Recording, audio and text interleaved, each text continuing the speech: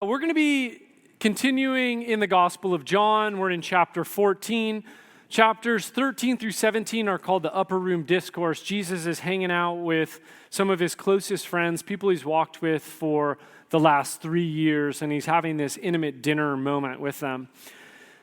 Last Sunday, we heard about some startling news, right? We heard there would be a betrayal, that someone in their midst would actually betray Jesus. We heard about a denial, that someone of their body, that Peter was going to deny Jesus 3 times.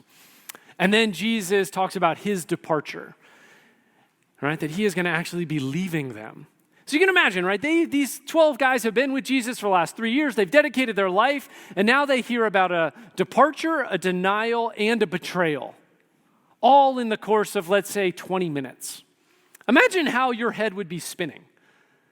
Like, the people you've been with, you're like, what? One of us is going to deny, one of us is going to betray, and then in the midst of this social reconfiguration, Jesus is saying, and by the way, I'm going to peace out for a minute.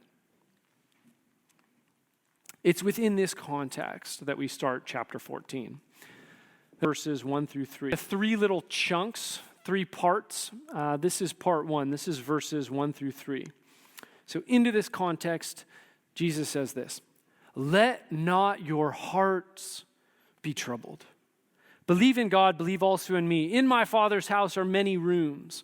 If it were not so, would I have told you that I go to prepare a place for you? And if I go and I prepare a place for you, I will come again, and I will take you to myself, that where I am, you may be also." All right, so Jesus begins with this word of comfort. Right, he's laid this pretty heavy load on their shoulders. There's going to be a denial, a betrayal, and a departure. And here he encourages them, right? Let not your hearts be troubled. In the midst of this really confusing moment, he's like, hey, don't sink into the pit of depression with your Ben and Jerry's and Netflix binge, right? He's like, come on, trust in me. Remember, believe in God in the New Testament isn't simply 1 + 1 = 2. This is not a factual affirmation. This is a trust. Trust in me. And he says it 2 ways. He says this: believe in God. Believe in God.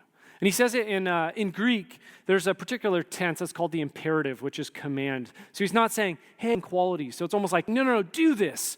Trust. And it also has this ongoing quality. So it's almost like keep believing in God as things are falling apart around you. Keep believing. Right in the next 24 hours, Jesus is going to be arrested. He is going to be tortured. He is going to be publicly shamed and executed. He is going to be buried, and they will assume that he is dead. And he is going to say, hey, believe in God, but believe also in me. Even though I'm arrested, even though I am dead, don't stop trusting. It makes me think of the faith of Abraham, right? So Abraham and Sarah, they believe even though it's biologically impossible for them to have children, right? Paul says in Romans 4:18, in hope he believed against hope of Abraham that he should become the father of many nations. There was nothing defensible, right, that Abraham could stand on, and yet he trusted anyway. And Jesus is saying to them in this moment, trust me in that way. Even when you can't see anything that is obvious that you can cling or hang your hope on. That's verse 1. Then verse 2, he adds a reason for hope. Right? He's saying, hey, I'm going to be leaving, but guess what? I'm not going to be gone forever. Specifically, he talks about he's going to be going away to prepare a place for them. Jesus is the son of the family. He talks about the Father's home. But let's just take a minute to say, if Jesus is the son of the Father, this is his home too. So he is inviting them over with him. He's saying, hey, I'm going to come back for you. I'm going to invite you, and I'm going to prepare a place for you in my home. Now, if the only time I've really prepared a home or a room for someone is when we had children. I remember thinking through we're going to decorate the room this way, right? Jesus is preparing a room for us. Right? And the point of all this prep isn't so that we can just hang out in our own room in this massive mansion, on our phone, sort of checking out in the corner in our room. The point of making this room, Jesus said, is so that we can be with him, so Jesus can be with us, so that we can be together as a family. Right? In the midst of all this social confusion, betrayal, denial, and departure, he's saying, hey, I'm going to prepare a home for you, and then we're going to be together. Right? Though I am leaving you, I am not abandoning you. And maybe we feel that this morning. Maybe even you come in this morning, there's a lot going on in your life. Jesus is saying to you this morning, hey, even though I might seem absent, I am not abandoning you. Right? Then part 2 is verses 4 through 7. He's going to the Father. He said, Jesus, verse 4 says, and you know the way to where I am going. And he's going to the Father. He said, you know the way. And then Thomas again is like, Lord, we do not know where you are going. How can we know the way? And then in one of the most famous passages in the New Testament, Jesus says to him, I am the way and the truth and the life. No one comes to the Father except through me. If you had known me, you would have known my Father also. From now on, you do know him and have seen him. All right, so we pick up in verse 5. Thomas is vocalizing the group's incomprehension. Like, wait, what? Like, give us direction. Like, text me Google Maps. Like, show me the way. Now, as often is the case, particularly in John, actually it's the lack of understanding of the people provides way for God's clarification, for Jesus actually to expand on what he is saying. Right? Verse 6. Thomas, I am the way and the truth and the life. No one comes to the Father except through me. And Thomas is like, how do we get there? Jesus is like, I am the way. Right? The destination is the Father's home. Right? And then he clarifies too, and we'll get into this. No one comes to the Father except through me. Right? So he is the way. No one else comes to the Father except through him. So it's this very exclusive claim. We'll talk about this more later. Right? Jesus is the way to the Father. If you want to get close to God, Jesus is saying, get close to me. Trust in me. He also says he is the truth, right? And he is, right? John 1:1, he is the Word made flesh. He is the self-communication of God embodied in actual physical life. He is the Word of God, the truth of God, taking on human flesh, walking through the neighborhood. He is also the light and life of the world, John 1:4.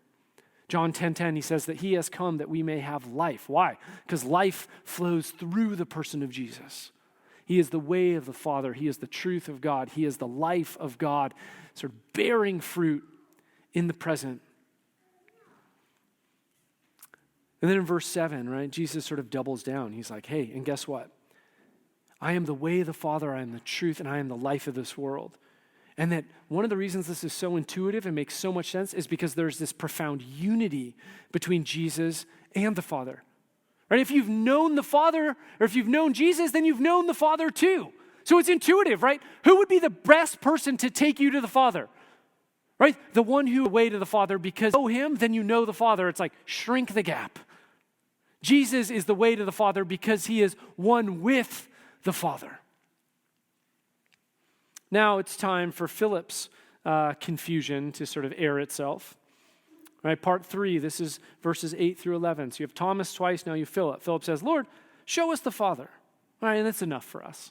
It's like as if Jesus didn't just say in verse 7, hey, if you've seen the Father, you've seen me. But anyway, Jesus is patient. He says this, verse 9, have I been with you so long and you still do not know me, Philip? Whoever has seen me has seen the Father. How can you say, show us the Father? Do you not believe that I am in the Father and the Father is in me? The words that I say to you, I do not speak on my own authority, but the Father who dwells in me does his works. Believe me that I am in the Father and the Father is in me. Or else, believe on account of the works themselves. So remember, verse 1, let not your hearts be troubled. right? And then the conversation flows, and it feels like at this moment, some of Philip's anxiety is coming to the surface. He's like, just show us the Father and it'll be enough. Like, then we'll be okay.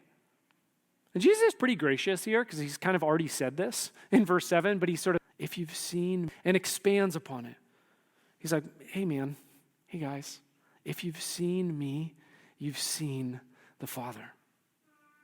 Right? The Father speaks and I speak. The Father acts and I act. It's actually the Father who acts and speaks through me that you see embodied before you. That there is this beautiful unity between the Father and I, making me the way and the truth and the life, right? So you can just follow me to the Father because I and the Father are one. Right? Verse 11, right? Sort of echoes back to verses 1 again, right? Believe me, believe in God, trust me. Jesus is like, hey, I get it. Hey, I get it. This is kind of hard. Like you've grown up in a world, oh, we got a car. Oh, I love it when they almost make it. That was the first row. If you try another one from the back, that's the standard to now evaluate upon. Right? Jesus has this moment of compassion where he's like, hey guys, I get it. This is, you going to come pick it up? There we go. What kind of car is it? There we go, Gary. There you go. Gary is the way to the car. Jesus is the way of truth and life.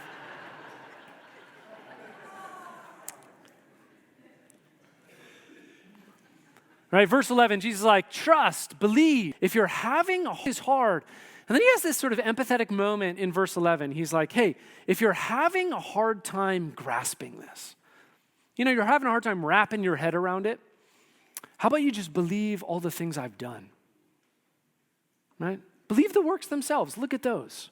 Right? Because over the last 12 chapters, those first 12 chapters are really focused on these signs that Jesus does. Right? And the signs are not about what they are in themselves, but what they point to. He's like, hey, yeah, consider that I turned water into wine. Remember that? Right? Consider that I fed all these people in the wilderness. I walked on water. I did all these healings. Hey, if you can't wrap your head around this, trust me because of all these signs. Because what do these signs do? They point to the fact that I am the Son of God, that I am the Messiah, that I am one with the Father. Hey, if you can't understand what I'm saying, look back to what I did. Right, which then brings us to part 4. This is 12 to 14. Truly, truly, I say to you, whoever believes in me will also do the works that I do. And greater works than these will he do, because I am going to the Father. Whatever you ask in my name, this I will do, and that the Father may be glorified. If you ask me anything in my name, I'll do it.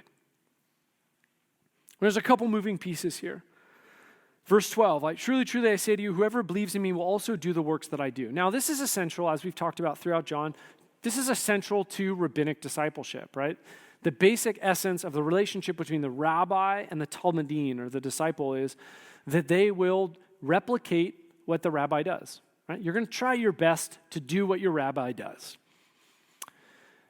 This is both true, that is what Jesus is saying, but he's also adding another promise in the midst of this. So the essence of rabbinic discipleship is you try to do what your rabbi does. What Jesus says here, though, is a promise. He says, you will do the works that I have done. That I actually will empower you, enable you to live the life that I lived.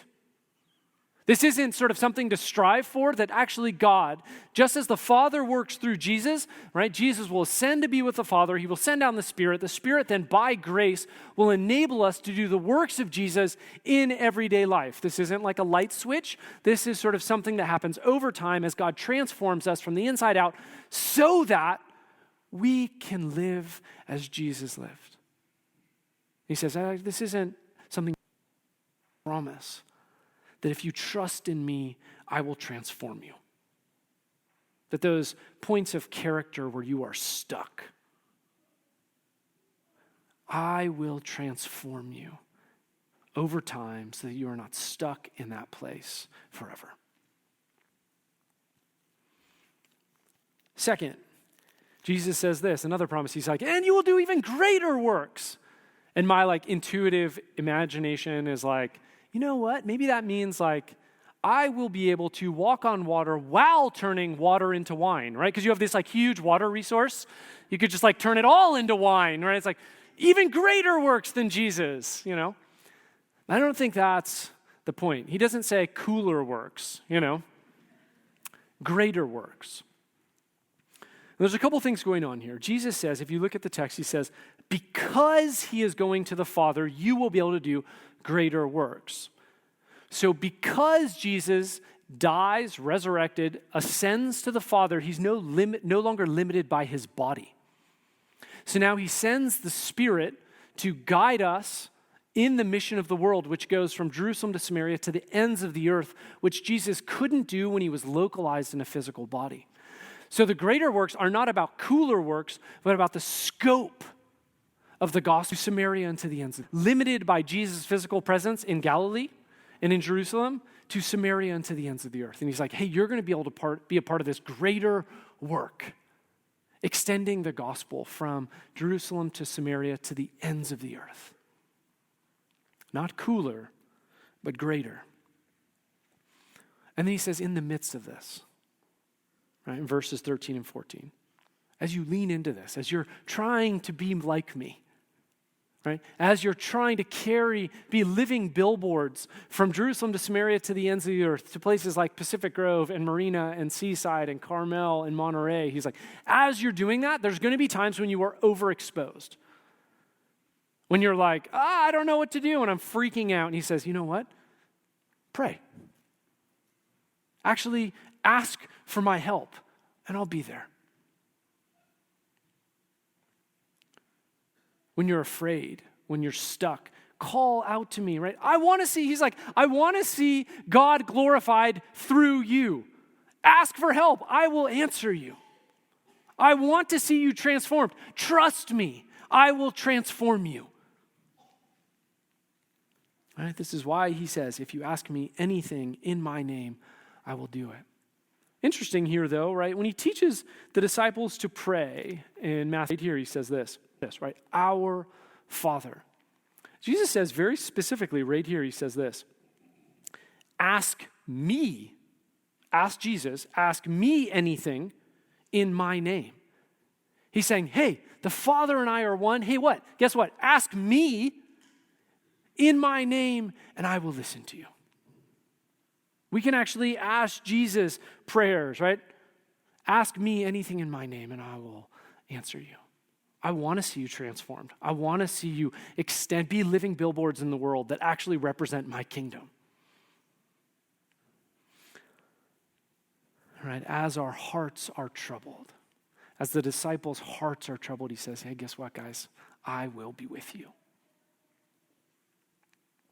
Now the question is, okay, so that's the text, that's 1 through 14. What is that like? How does that translate into the contours, the fissures, the stuck places, the potholes of our everyday life? Right? How do we take this text written 2,000 years ago and sort of figure out, okay, God, how do we implement this here? The first thing that I was thinking about was sort of this connection between heart troubles and house preparation. Right? When the disciples are worried about life, right? There's going to be a betrayal, and maybe you've experienced betrayal. Maybe you know what that is like. You thought you were kind of on the same page, and this other person diverts, and you're like, what just happened? Maybe someone's left you. Maybe you experience the absence of Jesus right now. And Jesus is saying to us, hey, don't let your hearts be troubled. Trust me.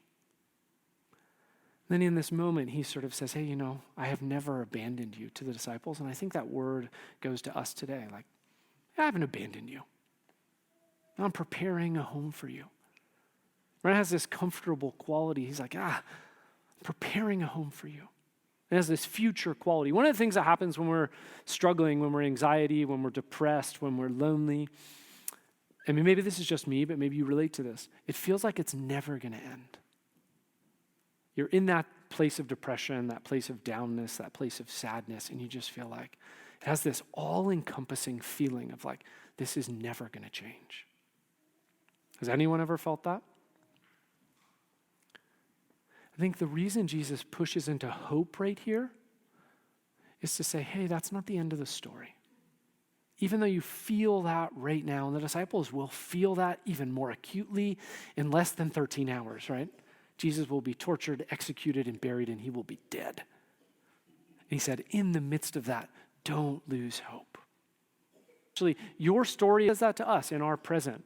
Like, hey, your story is not finished. Actually, your story is going to mirror the story of all creation. Even though all things look kind of like a mess right now, Jesus is saying, one day I will come, I will return, and I will make all things new, right? So that they're like Eden, but even better. And he promises the same kind of transformation for us. This is a sneak peek to next week, but in verse 23, he also adds this. If you trust me, not only will I make a home for you and come back and take you to it, but I will actually come to you and make my home in you. This is verse 23, chapter 14. Not only is he making a home for us in the future, but he's going to come into your present right now and make a home with the Father, with you.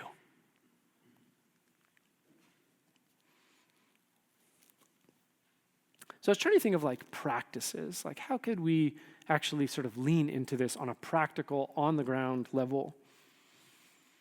I think one thing we could do this week is maybe just to identify 2 areas of your life where you sort of experience that place, that gap, where you experience some heart trouble. Like you're just like, man, I'm struggling in this area. And then in that place, actually take a moment and imagine, what would it be like if Jesus redeemed that area of your life? He made it new. What would that feel like?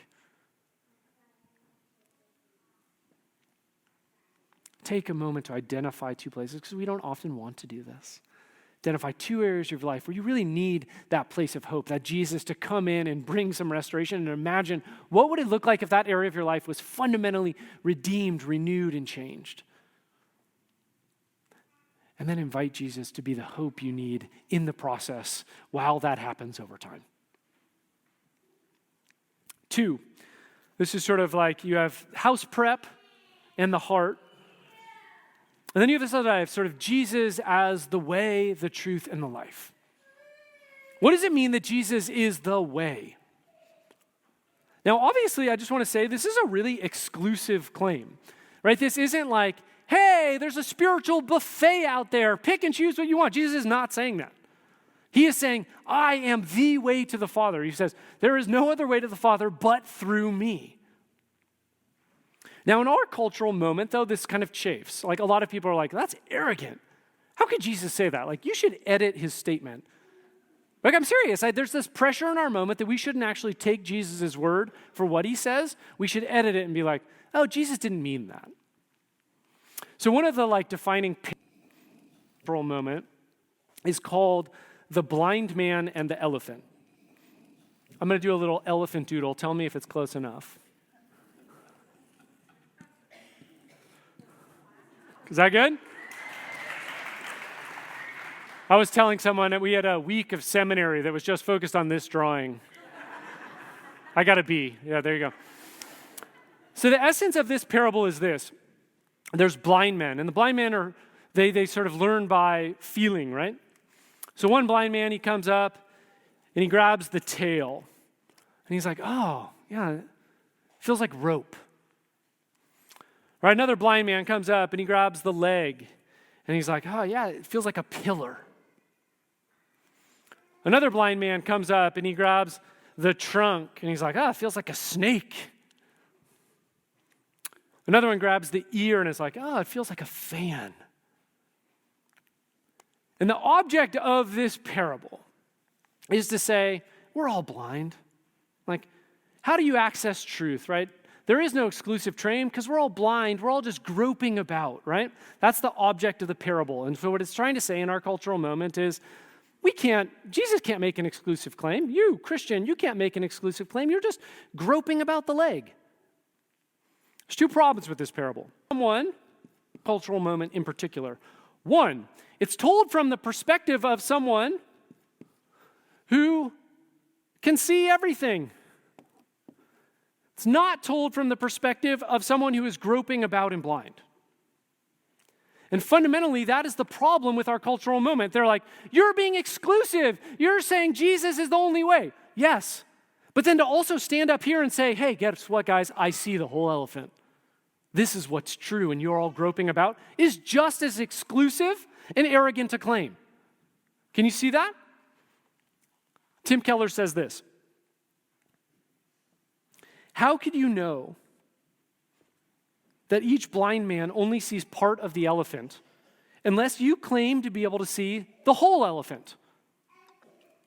How could you possibly know that no religion can see the whole truth unless you yourself have the superior, comprehensive knowledge of spiritual reality that you have just claimed that none of the religions have?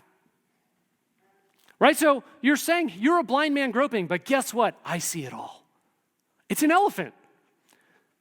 There's a fundamental contradiction at the heart of our sort of truth search that says everyone's groping but me.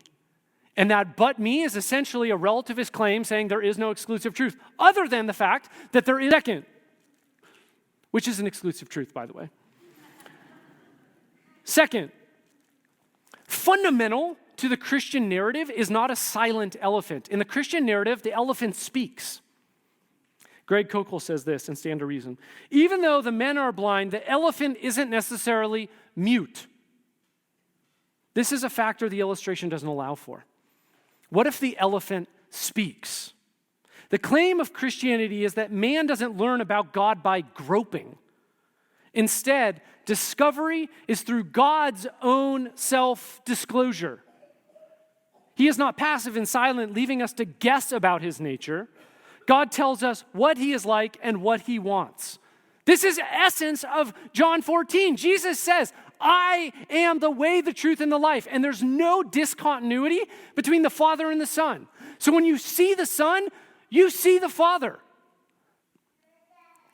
So when Jesus walks about and talks, you hear the Father. When he does stuff, you see the Father acting in the world. So you know who the Father is and what he is like. Why? Because Jesus has revealed him. There is no silent elephant. There is a speaking elephant. And Jesus is the one declaring who God is. Right, even as a lot of us are really sort of knocked off our feet. Even as followers of Jesus, I think some of us are like, well, I don't know. I don't know if I can really say that Jesus is the way, the truth, and the life. You can. Jesus says it, and the question is whether we will trust him. And I think if you're visiting today or you're not sure about Jesus, Jesus is, I think, challenging, inviting you to say, all right, I'm curious about God. Jesus is saying he is the way to the Father. The question is, will you trust him? Will you accept him as your guide? Will you accept him as the one who reveals truth in the world? The reality isn't defined by all the books you read and the podcasts you hear, but by Jesus himself revealing God on earth. Right, as you flirt about with how to live into the fullness to really flourish in life, Jesus says he is the way to that flourishing. He is the way to life. So there's an invitation from Jesus today, if you're sort of curious about God, to say, all right, Jesus, I am going to follow you. And I invite you today to, if you're sort of sensing God inviting you on that journey, come talk to me after service. We believe at Wellspring that choosing to follow Jesus requires us not simply to raise our hand in a sermon and at a service, but to actually take the risk to come up to someone and say, yes, I'm going to take the risk to give my life to following Jesus. Help me in that process. So if you're a Christian in that process, come and talk to me. There are a lot of wise people here that would love to walk with you. And if you're a Christian or you've been sort of attending services for a long time, but you feel like, you know what? You don't know if you've ever really accepted Jesus as the way and the truth and the life of your life. Come and talk to us. We want to walk with you. And in a moment when we do communion, you're going to have an opportunity to kind of choose Jesus again. If this is your first time in a church service, this is going to be an opportunity for you to say, do you want Jesus to ultimately be the way and the truth of your life? And communion is one of the ways you can say, yes. It's also one of the ways that for us, as maybe you've gone to church for 55 years, you can choose Jesus again today. Maybe he's become one of multiple things you care about, and Jesus is like, no, I want to be number one. Lastly, all right, so you have this house prep, you have Jesus as the way, and last you have this sort of idea of trust and transformation. All right, this is verses 12 through 14. Jesus really says three things in this section. First, he talks about sort of life alignment, our lives aligning with his, right? This is the idea of, hey, you will do the things I do. Right? He wants us, he's inviting us, and he's promising us that if we trust in him, our life and our character will align with his. He's also inviting us sort of a larger story, a larger mission in the world, right? This greater works idea. He's inviting us to be living billboards of his goodness in the world. Fundamentally, what that is we're sort of invited to sense, where is God already moving in the everyday contours of our life, and what does it look like to partner and join with him? And he says, in the midst of those two things, hey, guess what? Talk to me. Pray with me. Come near to me. Listen to my voice. So on a super practical level, I just want to say, I think it's worth taking some time this week and identifying what are 2 or 3 areas of your life that are out of sync with Jesus' life and Jesus' character and Jesus' heart. Maybe it's your anger. Maybe it's greed. Maybe it's, whatever, selfishness. I don't know what you want to say. What are those 3 or maybe 2 or 3 areas of your life that are broken, that you really need to say, all right, Jesus, I need help here, that my life would align with yours? Now, I know we don't like to do this. This is not like the fun assignment, but I think this is where we have to recognize the places of incongruity in our life and heart with who Jesus was and how he lived, if we want to be shaped into his image. 2, I think a lot of work with a larger mission, a lot of us sort of take ourselves off the playing field when it comes to this greater work or the larger mission of God. Most of us look at our life and we're like, I don't know. We're either scared of how people will respond if we try and share about, talk into this cultural moment of the elephant and the blind man. We're afraid of how people will respond if we say, no, Jesus says he is the way, the truth, and the life. We're afraid of being shamed. Some of us look at our life and those broken parts of it, and we're afraid, like, if we're too out about our faith, people will be like, but dude, you're so angry. You're so greedy. You're so broken. And we'll feel the hypocrisy of that moment. I invite you to look at your life, and what are 2 reasons why you don't embrace that greater works, that larger mission, being a living billboard, and talk to Jesus about it. He's inviting us to align our character and our life with his. He's inviting us to be a part of a grand adventure. Why don't we actually talk to him, right? He says, whatever you ask in my name, I will answer. I will be there. But I think there's an invitation on our side to enter into that conversation with him. 3 things I've talked about sort of in everyday life. 1, house prep, this word of hope, that Jesus is wanting to bring hope. 2, we've talked about truth. Who is Jesus as meant so that our lot? And 3, trying to offer like a word of introspection, discernment, and encouragement so that our lives and characters align with Jesus, so that our lives are living billboards in the world. As we transition into worship, we're going to celebrate communion together. I want to invite Aaron to lead us into communion as we sort of go into worship.